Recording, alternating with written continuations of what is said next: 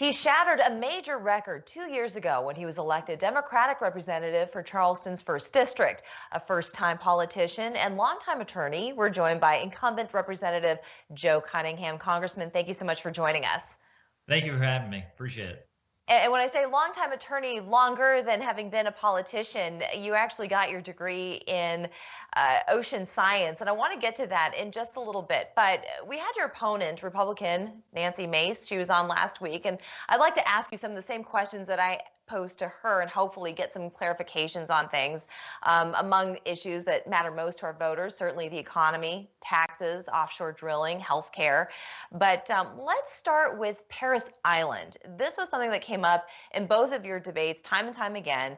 And you were accused of putting Parris Island on the chopping block, putting essentially 6,000 people out of work. Can you clarify what your stance is on this? Yeah, that's absolutely false. I was proud to vote for a defense funding bill that provided the biggest military pay raise in over a decade. It strengthened our low country military installations and gender integrated Marine Corps training. The entire South Carolina delegation, with the exception of Tom Rice, voted for this bill. So the fact that I would be attacked for it is comes off as very political. It's been disappointing just to see some folks use Parris Island as a political football to mislead voters. But, I want to be clear that I have not and will not vote to cut funding to Parris Island or ever put it on the chopping block. And again, you don't have to take my word for it. You can hear Senator Scott and Graham have also said the same thing. I think it's something that the delegation remains largely unified on. Or you can listen to Mayor Kaiserling of Beaufort this week, who called on Representative Mace to take down her misleading ad. A lot of people are complaining that she's using our Marines as a political football and trying to drive a wedge when it's something that, in large part, South Carolina delegation remains unified on. If we can dig in just a little bit more. So it included an amendment requiring the Marine Corps to make all of its boot camps co-ed. Now, Representative Mace is saying that in campaign ads that this requirement would ultimately force Parris Island to close. How would that work? Again, that's just entirely misleading. I've spoken to the Commandant of the Marine Corps on the phone. I've talked to him about these issues. The women already trained down there at Parris Island. It's the only place in the United States where we make female enlisted Marines. And what this is going to require is just additional barracks, and that requires additional resources. And I've been the one who's been able to bring home additional funds for Parris Island. I helped secure over $37 million to renovate a firing range and other resources. And I assured the Commandant that should they need additional resources and facilities, that I'm going to fight like hell to bring that back home, not politicize the issue as my opponent has. Let's further discuss the economy. Obviously, we took a major hit because of COVID-19. A lot of businesses shut down. A lot of businesses went out of business. So can you tell us what your views are on the economy, how to get things back up and running again come 2021?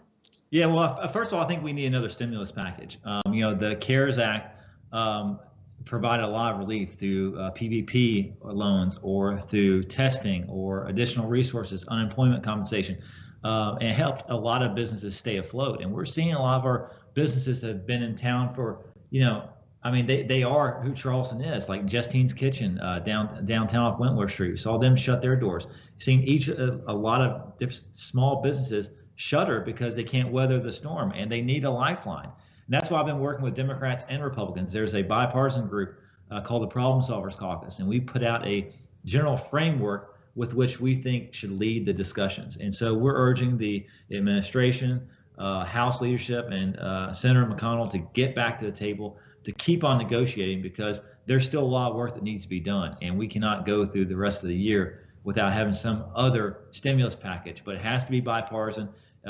We have to meet in the middle, and because that's the only way we can get it done. And would you also do that by easing up on taxes for these small businesses? Well, there's a lot of ways that we can open up businesses, and again, giving these employers the business loans that they need, and then also, like I said, there's issues with unemployment compensation that need to be addressed. It needs to be done in a fair and equitable manner.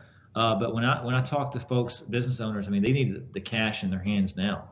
The tax relief that comes in 2021 may not be as effective if they're not in business then. And so what we're trying to do is inject immediate relief into the situation. And again, I think that's, on taxes, I think that's probably another area where, I defer from my opponent because she supports her tax plan would add a 23% tax onto the sale of groceries or prescription drugs. If you add the 7% state sales tax, that's taxing people 30%. I don't think that's the way in which we get out of this pandemic.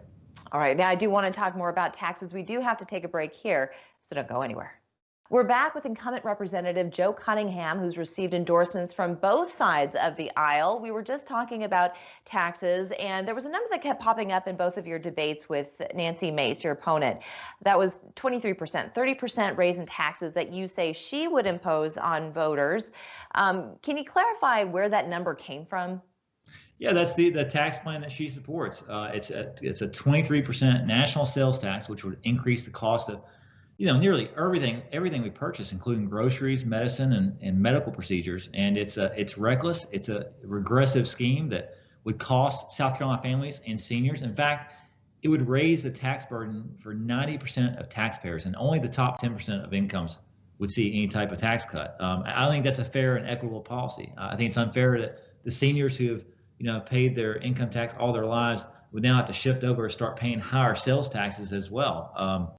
This isn't this is not a fair tax, but it's one that she supports. And I think that for when you go to the grocery store, if you think about the cost of your bill at Harris Teeter or Publix, imagine adding, another 23% tax onto that. I mean, it's not the way forward. It's not how we get this pandemic either. Now, she's in turn accused you of wanting to raise taxes by supporting the Green New Deal, controversial legislation that would cost approximately $51 to $93 trillion over the next decade. And that's not true. We do not support the Green New Deal. And we've made that very clear. And I think she's tried to work her way around that. But I've been very clear that I do not support the Green New Deal. And, her accusations rely on simply tying me to other people.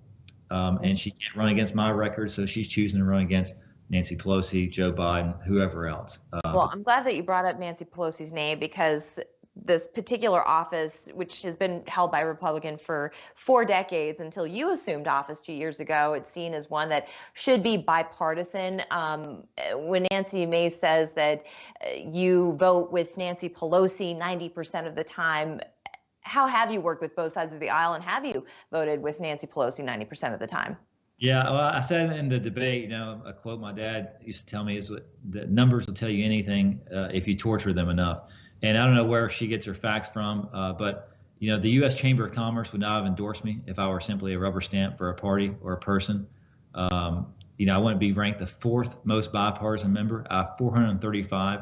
I'm ranked number 4 as far as bipartisanship.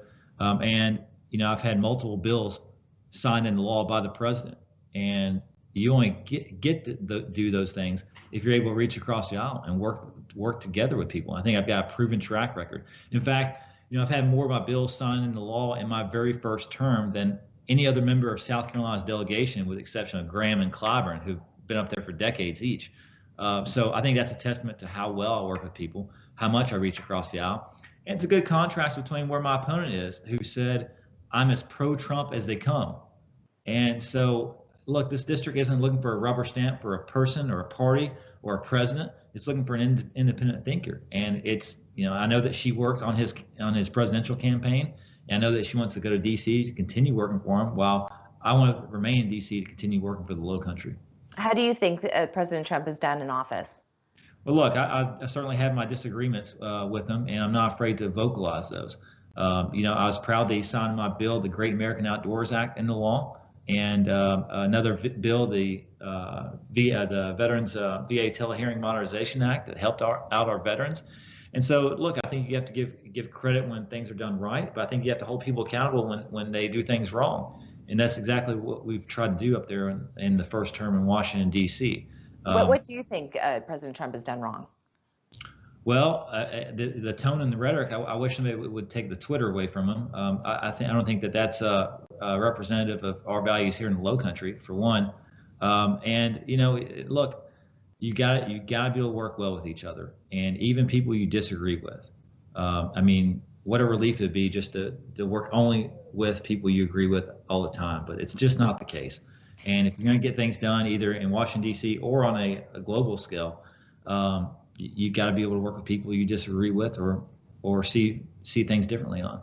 With just about a minute left, now you received your Bachelor of Science in Ocean Engineering, and as you know, President Trump has placed a decade-long moratorium on offshore drilling here in South Carolina. So should things change higher up, what would you do to protect citizens here, and what would you do to also protect them from taxes being raised while in search of alternative sources of energy?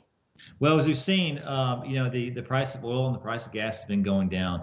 And so, and we've been a net exporter of oil. And the fact that we would even think about opening up our shorelines just so we can export more oil overseas is ridiculous. And we passed a bipartisan bill, my bill that banned offshore drilling out of the House. And, we need a president who can sign that bill into law. And, this is another contrast between me and my opponent. My opponent thinks it should be left to the states to decide what happens off their shoreline. The argument just doesn't hold water. And, the only way we can rest assured that there will never be any drilling off South Carolina's coast is to have my bill signed into law. And again, it's unfortunate Senator Graham has not picked that up, but I think that's a testimony as where his allegiance lies. Congressman, I want to thank you so much for joining us today. Thank you for having me. Appreciate it. We're back in 2 minutes.